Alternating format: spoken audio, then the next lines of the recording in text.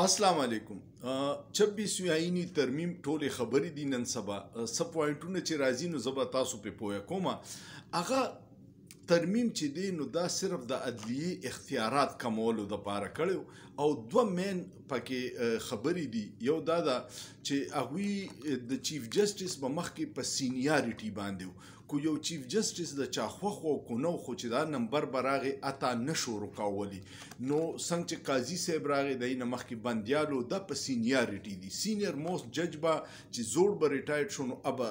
اتوماتیک رالو نو د دې کې د حکومت عمل دخل نو هغوی دا فیصله بس په میرټ و چې کم سینیر هغه به کېدو اوس چې دوی د امندمنټ وکړو نو دوی پکې چایس راوستو چې درې سینیر ججان به یو چې بیا د حکومتي کمیټې کومه مرضي هغه به کېږي نو د حکومتي کمیټې کو درته زه ووایم چې څوک څوک نو تاسو له به خندا درشي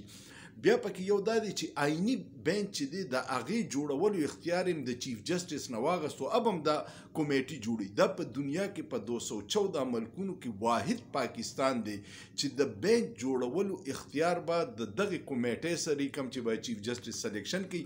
بینچ به هم آئینی بینچ چیف جسټس نشي جوړولی اب دا کمیټې جوړي اوس په کمیټې کې څوک شامل دي په کمیټې کې به اته کسه د قومي اسمبلی او څلور به سینیټرانی او هغه د پارټۍ په پوزیشن باندې کړي نو دې وخت کې کمیټې چې جوړه شوه په هغې کې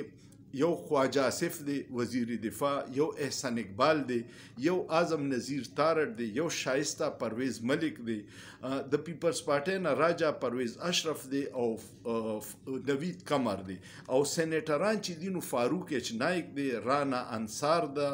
او کامران مرتضی دی د تحریک انصاف چې کم نمونه هغه بیرسټر ګوهر حامد رضا او علي ظفر هغوی انکار وکړو چې موږ په دې کمیټې کې نه کینو اوس سوچ وکړه چې د دې کې ډېرو خلکو کیسونه د پرویز اشرف د هغه ډېر لوی سکینډل یو د بجلی او د خواجه آصف په کیس کړو اپا د سپریم کورټ کې روان دی خواجه آصف دنیا کیسونه دي احسان اقبال دی دا ټول د کیسونو غلی دي منی لانډرر دي دوی کرپشن کړی دی او دوی به اوس ځان له جج مقرروي چې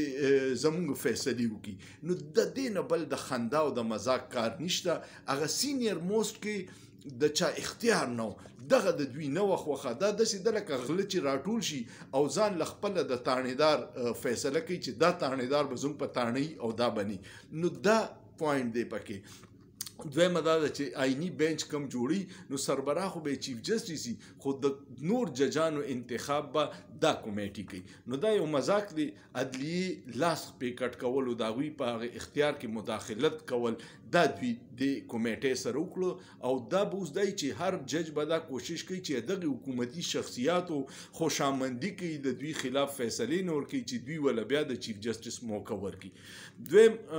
کې دا کارو شو د آئینی ترمیم نه پس چې مخکې به تا په های کورټ کې کیس بیلو یا به ستا خلاف چا مخکې اپیل کو نو سپریم کورټ کې چې به تا اپیل کو د هغې 50,000 فیسو هغې اوس ډایرکټ 10 لکه کو د دې مطلب دا چې خلک د عدالتونو نه مایوسه شي موږ سره د وکیل پیسې نشته د عدالت د تلو پیسې نشته نو فیس د 50,000 نه 10 لکه روپۍ صرف د سپریم کورټ ته چې ته اپیل کې د هغې فیس مقرر کړو نو دا د انصاف لارې بندې کړې عام سړي دپاره د دوی وایي چې موږ دا د عام سړي دپاره کوو چې انصاف شي خو د عام سړي لارې بندې کړې بل یو خبر راغی چې کله دا دغه وشو نو د بی ان پی بلوچستان عوامي نیشنل پارټۍ دوه سینیټرانو په هغې له ووټ ورکړی یو هغه شازیه احسان وه او یو شایسته احسان وه او یو چې و د قاسم رونجو سینیټر قاسم رونجو معذرت دوی ووټ ورکړی نو دوی ته بیا خپل اختر مینګل د پارټۍ مشر وي چې فوري ریزاین کې نو نن پکې یو سینیټر چې دی قاسم رونجو د سینیټ نه ریزاین کړه سینیټ سیټ بیلو کې دي چې څه پیسې اخیستي یار څه چې او ووټ یې کاونټ شو دا پکې یو اهم خبر و بل یو خبر ډېر اهم دی چې د تحریک انصاف ځینې کسان چې خرڅ شو په قرآن یې لاس ایښودی قرآن زموږ دپاره یو ډېر مقدس کتاب دی او د هغې حلف ایښودی هغې خلاف ورزي وکړه خو عمر ایوب وی چې دغه 15 کسان راوستل نو دوی ټول رپیدل په دوی باندې تشدد شوی او د دوی حالت ډیر خراب نو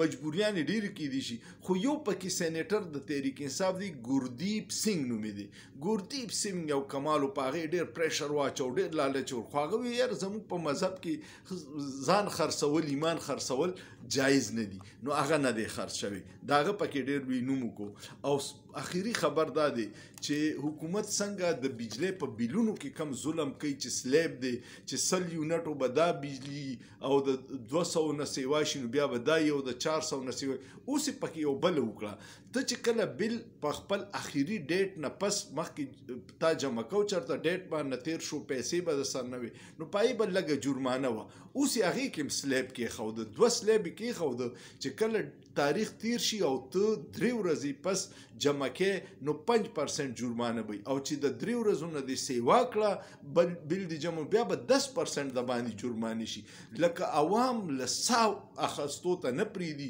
هر طریقه چې اول په د بجلی ظلم کې بیا ور سره پیسې نشته نو 3% په 5% په د 3 ورځو جرمانه کې او چې د 3 ورځو نه سیوا شي نو هغه جرمانه بیا 10% کې الله دې د ملک ملشي اکثر دا ترمیم چوشو نو ماته ډیر دوستان فونونو کی چې ډیر مایوسی خبرې کوي ما ورته ځان لړم مچوي دا غي وجه دا چې پاکستان کې مخکې کم آئین قانون باندې چې عمل کو چې لا دا جوړ شي دلته کې د ټوپک قانون دی د زورور قانون دی او زما استاد لپاره خو هر شي ډیر سخت دی قانون او دغه خلکو د پاره هیڅ آئین او قانون نشته نو پریشانی ماله بس ژوند تیروي سو پوری چې تیریږي الله دې خطیر کی امید لرم ویډیو بس تاسو خوښ شوی کوم خوښ شو کمنټ وکړئ لایک وکړئ شیر وکړئ او سوچ پیو کې په سوچ کې څه ګناه نشته